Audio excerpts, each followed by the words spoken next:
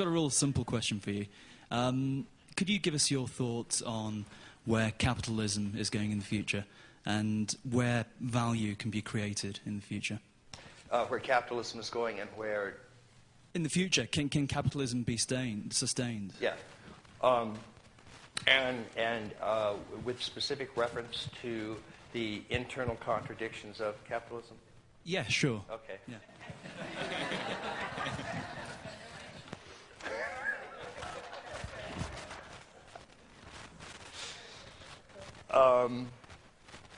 You know, I prefer to try to separate out the techno-economic structure known as industrialization from that known as capitalism, because they both tended historically to rise at about the same time, and they're often kind of confused. And criticisms of one that you know actually just apply to one and not to both of them. And it's helpful to kind of tease those apart and say, okay, this is what industrialization is doing, and this is what capitalism is doing, and you know, what's the future of each of those?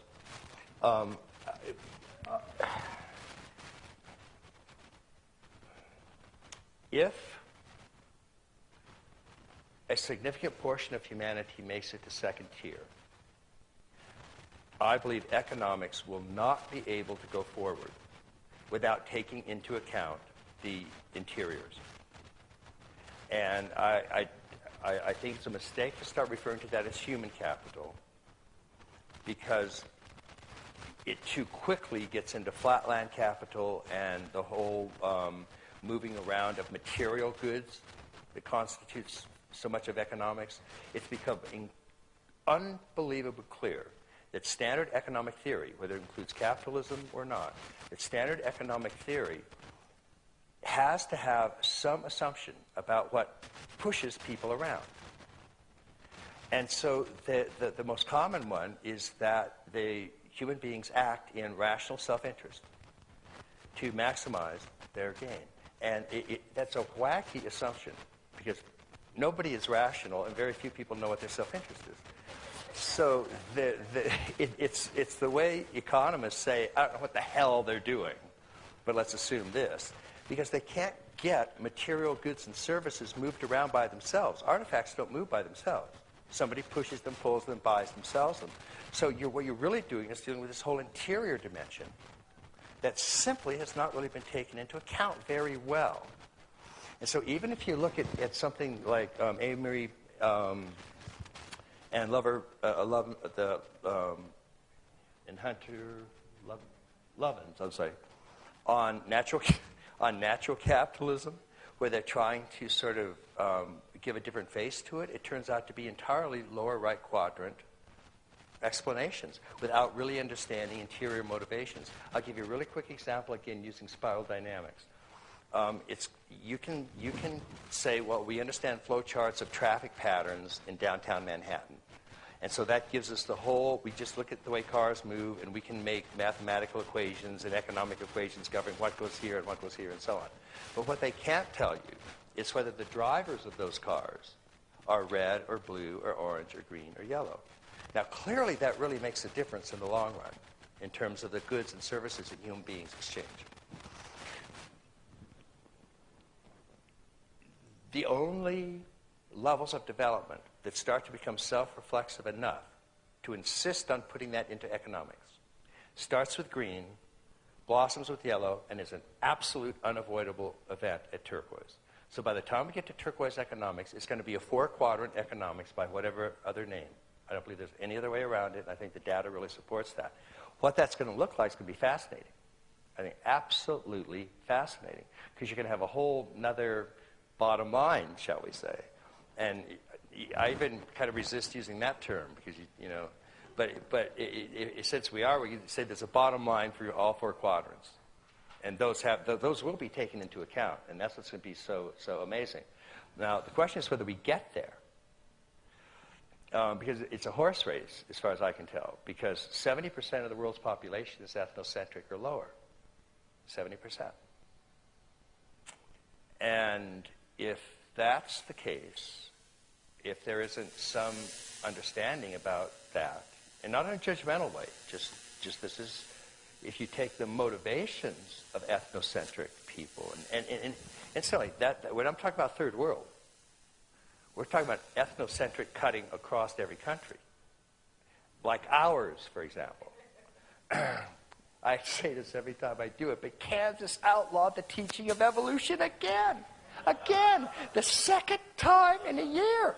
And what happens is, bless their hearts, but those little blue memes, they're out there, and and the Supreme Court kind of looks this way and is doing something, and everybody's kind of, and then Kansas outlaws the teaching of evolution and all this other stuff, and then the Supreme Court says, hey, what was that?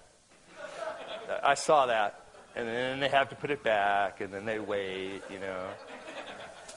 If we had one person, one vote democracy, a nightmare. So we have to be very careful about that. So it's not just 70% down in those countries. It's 70% in our country, and it cuts across like that. Everybody has a right to be at whatever stage of development they're at. But the whole point about modern representative democracies is that the laws that govern them come from orange or higher. And that you agree that when you are in the public arena, you will behave according to orange laws. You don't have to believe them. In the privacy of your own home, you can believe Jesus Christ is the only Savior, and that if you don't believe in Jesus, you'll fry in hell. But in the public sphere, unfortunately, you can no longer burn at the stake people who disagree with you. And that's the agreement you make here. Now, if we have one person, one vote, oh, look out, because they're going to be warming the stake up for us. We are Kansas barbecue, as far as I can tell. I swear. So, but we were talking about economics. The horse race right now is between, honestly, I think that's 70%. And then those that are world-centric or higher. Because those that world-centric or higher extend equal rights to everybody. And those that ethnocentric don't. It's just that simple.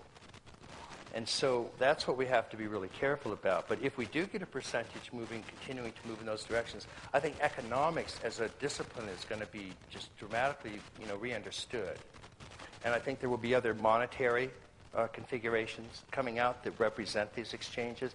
There's nothing wrong with having a marketplace where we all go and meet, and we say, I've got this good and I've got this services, and I'm a massage person and I have medicine. So there's nothing wrong with the market per se. But we've always understood that there were you can't have just a free market and let anything go, because we're not allowed to sell human beings in the marketplace, for example. Well, not unless that 70% takes over. So once we start putting all of those factors in, I think it's really going to change. I think it's going to be very, very interesting. Industrialization as a mode of production will, I think, continue in limited ways and environmentally scrubbed. I mean, clean to the extent it can be. There's always something that, it can do that information technologies can't do and that farming can't do. And the same way we still have to have farming. See, that's the extraordinary thing in the lower right. If you look at all of the modes of techno-economic production, we need all of them. And we kind of forget that, because the people that are farming are also outlawing evolution. They're out in those states doing agrarian modes, and agrarian modes tend to go with mythic beliefs. That's kind of how they... So we have to kind of watch it, but we can't do without it. So that's what I love about all these things, is you can't just say one is good and one is bad. All of them are required. That's the extraordinary thing about this integral complex that we're all in. So, so industrialization reduces capitalism.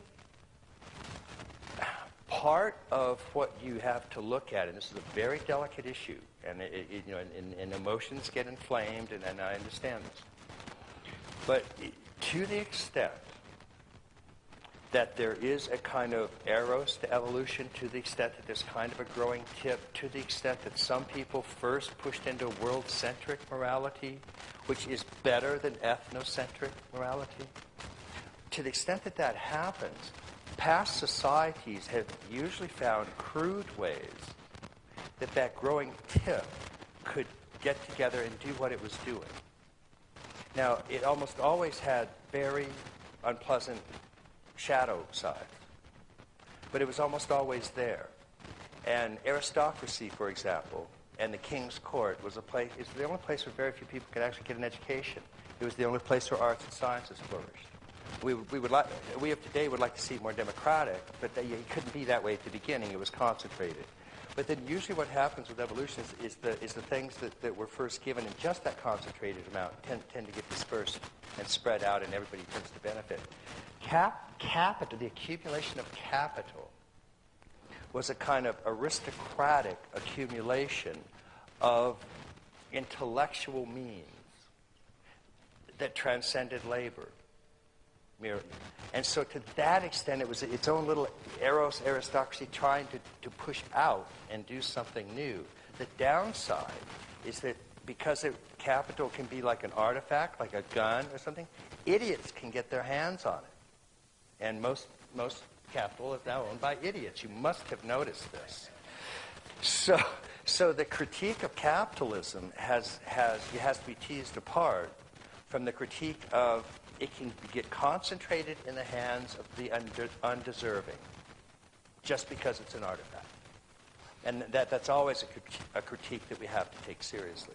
But without throwing the baby out with the bathwater, that it was that attempt to transcend mere labor. And then whenever you get into critiques like Marx that have a labor theory of value, then it ends up reducing it right back down, and nobody believes in the labor theory of value anymore. So, okay?